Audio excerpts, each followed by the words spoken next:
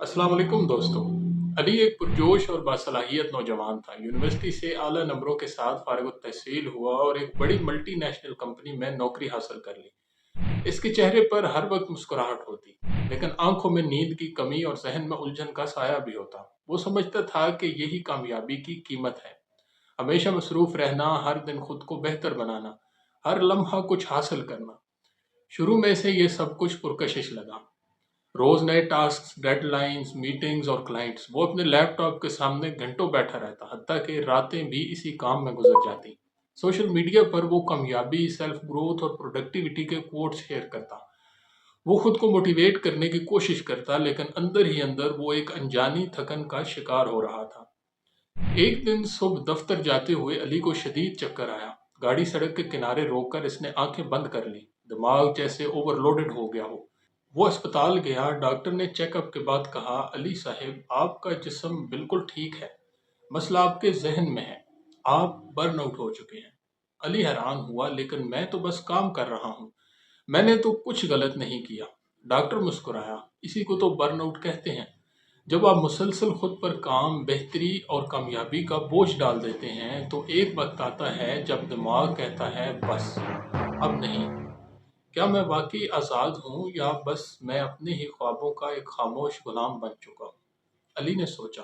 एक दिन लाइब्रेरी में चक्कर लगाते हुए इसकी नज़र एक किताब पर पड़ी, जिसका टाइटल इसे अच्छा मालूम हुआ, तो वो इसे अपने साथ पढ़ने के लिए ले आया।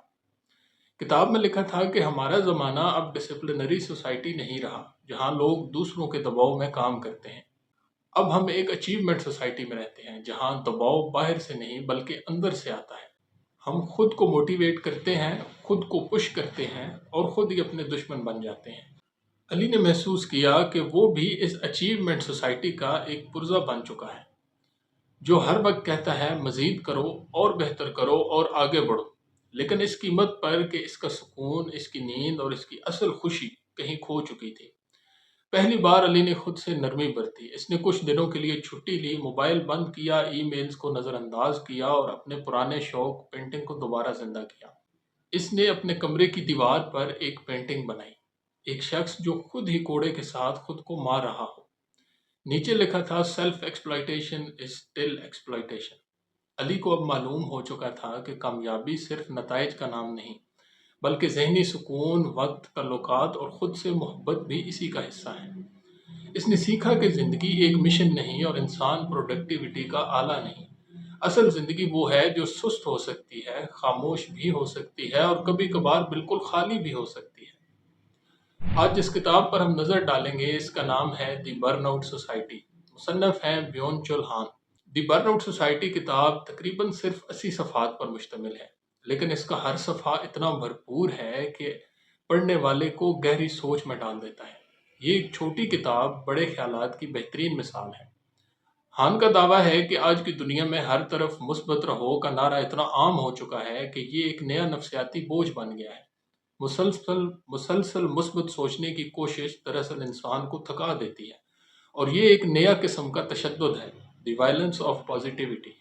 खान ने इब्तदा में मेटलर्जिकल इंजीनियरिंग की तालीम जनूबी कोरिया में हासिल की, लेकिन बाद में जर्मनी जाकर फ़लसफ़ा, अदब और थियोलॉजी में महारत हासिल की। एक साइंसी जहन से फ़लसफ़ी बनने का हैरत अंगेज़ सफ़र। हान मीडिया इंटरव्यूज़ से बहुत दूर रहते हैं। वो ना सोशल मीडिया इस्तेमाल करते हैं, ना आमतौर पर पब्लिक स्पीचेस देते हैं। इसके बावजूद इनकी किताबें दुनिया भर में लाखों रीडर्स को मुतासर कर चुकी हैं, एक खामोश इनकलाब की तरह। किताब का पहला सबक, द बर्नआउट सोसाइटी। हम एक ऐसी दुनिया में रहते हैं जहां जिस्मानी कैद कम हो गई है, मगर जहनी गुलामी अपने उरूज पर है। हान की ये मुख्तसर मगर धमाका खेज किताब जदीद माशरे की एक ऐसी शक्ल पेश करती है जहां हम खुद ही अपने दुश्मन बन चुके हैं, और वो दुश्मनी कामयाबी, तरक्की और प्रोडक्टिविटी के नाम पर हो रही है। अगला सबक है द ट्रैप ऑफ अचीवमेंट। पुराने वक्तों में मुआशरा हमें डरा कर काबू में रखता था, जैसे उस्ताद, वालदैन, हुकूमत या मजहब की सख्तियाँ। इसे हान डिसिप्लिनरी सोसाइटी कहते हैं। लेकिन आज कोई हमारे साथ ज़बरदस्ती नहीं करता। हम खुद को मोटिवेट करते हैं, खुद पर बोझ डालते हैं और दिन रात खुद को बेहतर इंसान बनाने में जुटे रहते हैं। आने से अचीवमेंट सोसाइटी कहते हैं। یہ سماج ہمیں کہتا ہے تم کچھ بھی کر سکتے ہو، اور یہی جملہ ہمیں اندر سے کھوکھلا بنا دیتا ہے۔ اگلا سبق ہے دی وائلنس آف پازیٹیوٹی۔ یہ دور نہیں کہنے کا نہیں، بلکہ ہر جگہ ہاں، ہو سکتا ہے، ضرور، کیوں نہیں جیسے الفاظ چھائے ہوئے ہیں۔ یہ ایکسیسو پازیٹیوٹی، حد سے زیادہ مثبت سوچ، اب ایک نیا تشدد بن چکی ہے۔